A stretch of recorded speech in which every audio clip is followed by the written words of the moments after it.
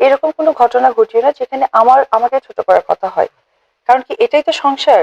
সংসার তো দুজনকে ঘিরে হয়।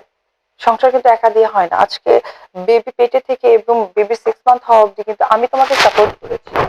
তার জন্য কিন্তু তোমার এই কথাটা কেউ জানে না। আমি ভুল করেছি, যেটা আমার অনেক আগে করা উচিত ছিল।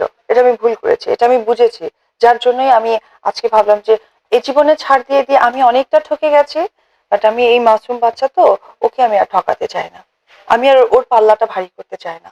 আমার তো ঠকের পাল্লা অনেক ভারী হয়ে গেছে। আমি ধৈর্য ধরতে ধরতে ধরতে ধরতে আসলে আমি জানি না যে ধৈর্যের কতটা সীমায় আমি চলে গেছি। ওই মেয়েটা অ্যাকচুয়ালি যেভাবে নিজেকে এক্সকিউজ করছে তোমার সাথে, তাতে করে মনে হচ্ছে যে এটা কেন হবে, তুমি তো জানো আমাদের বাচ্চা আছে। ও যদি এতটা তোমার সাথে গা মেশামেশি করে, কারণ আমাদেরটা এখনো কেউ জানে না, পাবলিকলি কেউ জানে না যে তুমি আমি বিবাহিত এবং আমাদের বেবি আছে। ও যদি এমন করে, এটা কিন্তু ফিউচারে খুব প্রবলেম হয়ে দাঁড়াবে। কারণ আমরা মিডিয়ার মানুষ তো, যেটা শুনি যেটা রটে সেটাকে কিন্তু আমরা ইয়ে করি। তো ওর সাথে তোমার এত ইন্টিমেসি শুনছি, এটা একটু প্লিজ দূরে থাকলে বেটার হয়।